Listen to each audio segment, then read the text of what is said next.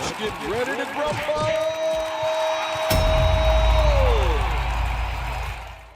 In 2018, I wrote an article called End the Fetish, Redirecting Our Anger and Efforts to Save the World. It's as pertinent today as it was then.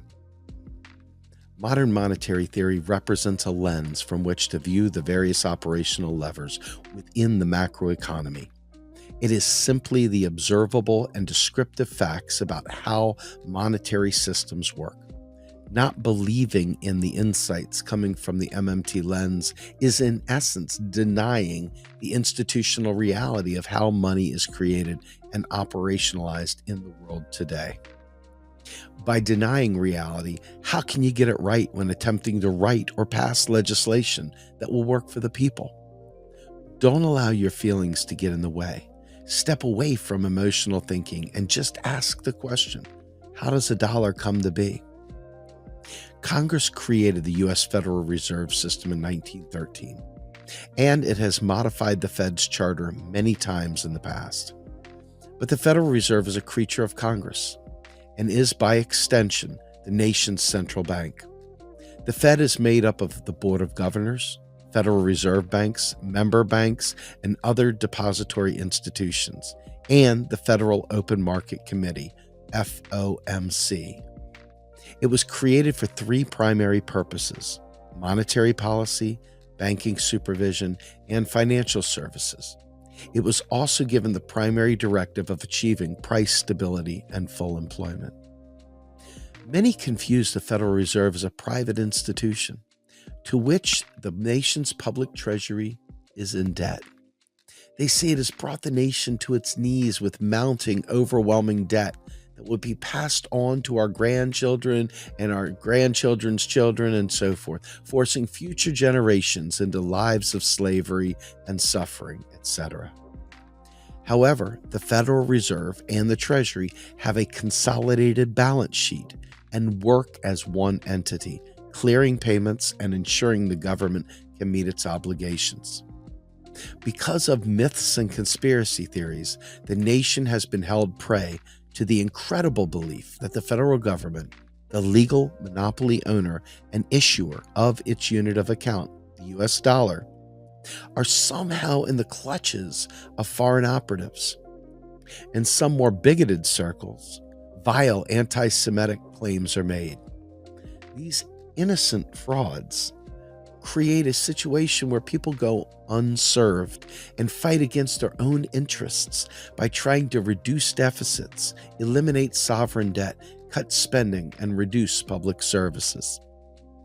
By denying the actual observable operations of money and monetary systems, the common answers to questions regarding taxes, spending, and the macroeconomy are starting from an incorrect presupposition, thus leading to faulty conclusions as well. Fears over the U.S. printing too much money are completely unfounded. The dollar is printed, in quotes, every time Congress appropriates spending. More precisely, it is digitally created via keystrokes in a spreadsheet, rather than brought in via wheelbarrows from dollar factories.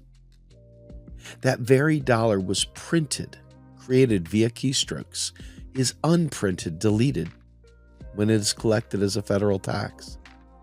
By printing and unprinting, which is to say by keystroking additions and subtractions, our monetary system is a circuit.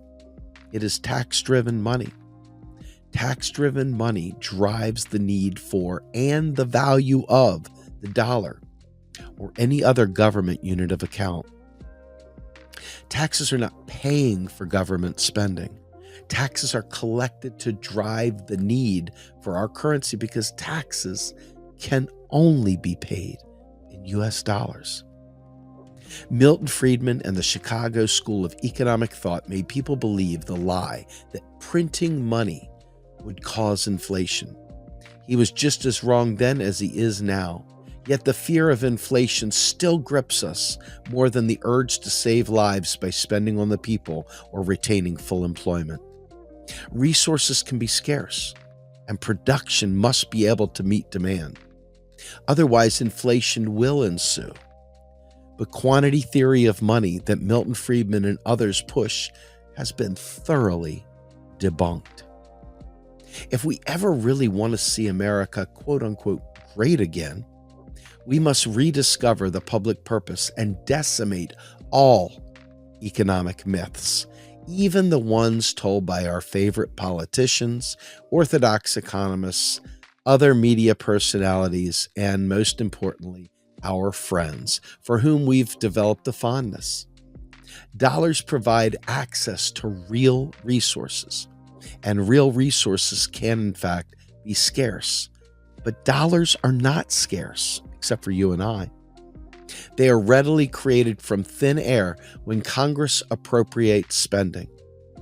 The federal government doesn't need to live within its means. It has unlimited means. It is the creator of the dollar. And when Congress appropriates spending on a new bill, new money is created every single time. In 1971, Richard Nixon removed us from the Bretton Woods Accord and ended the convertibility of dollars to gold. It is now backed by the full faith and credit of the U.S. government and all the resources it has to bring to bear. The government agrees to take your $1 as $1 in tax payment. The government is the price setter and the monopoly issuer of the currency. It can set the price by its level of taxation, by the thing it pays for, the thing it buys. When it pays for it with the first dollar, it sets the price. Our government, much like Russia, Japan, Australia, and Canada, has a sovereign, meaning it is its own, it owns it, free-floating, not pegged to gold, chicken necks, pork bellies, or oil, non-convertible, meaning it can't be converted to gold, or Bitcoin, or any other thing. Fiat currency, meaning by decree, the government spoke it into existence. No gold standard. We print money just enough to meet ATM and teller demands for physical cash, and absolutely nothing more. So what happens when our government cuts spending, raises taxes, or deficit spends on the wealthy and not the people? The economy must be infused with money somehow, or a recession will inevitably occur. And it looks like we're facing one now. And this is in 2022. The banks will fill the void with private unsustainable credit, aka bank money, a bank IOU denoted in the government's unit of account, the US dollar. You cannot net save a bank loan, but you can net save a government-spent dollar, meaning that ultimately all bank loans must be paid back. They zero out and then they're purged. To reduce the government deficit is to reduce our relative buying power and to create the conditions for a recession. Look no further than the Clinton surplus and the private, unsustainable debt that flooded the economy. Sadly, progressives of the vote blue no matter who variety still consider Clinton a messiah when it comes to the economy. However, most who understand economics know his administration crushed our economy so severely that we're still, even now in 2022, feeling the effects of the austerity he pushed on the people of the United States. From welfare reform to the repeal of Glass-Steagall and the bubbles created by cheap, excessive, predatory credit, the Clinton economy is a cancer we still need treatment to recover from. In conclusion, our nation and all monetarily sovereign nations must spend on the people, or great inequality, pain, suffering, environmental disaster, and loss of life will ensue. Monetarily sovereign governments across the globe have unlimited means and therefore are never in danger of not living within them. They are the means producer, the price setter, and have the unlimited capacity to make the people whole and end all austerity measures. There is no reason to fear inflation or hyperinflation because of printing money. There is only a justifiable fear in not spending enough. Or, as we see in 2022, price gouging and commodities being strangled by monopoly currency issuers such as Saudi Arabia, who issue their own currency, in their case, petroleum. By enough, we're talking to achieve full employment, full benefits, a sustainable energy policy, and health care for all citizens. No longer should the people have the threat of destitution hang over their heads to have their basic needs met. It is not only wicked and murderous, it's wholly unnecessary. And yet, here we are 4 years after the writing of this article, and we see clearly people have still not learned the lesson. And still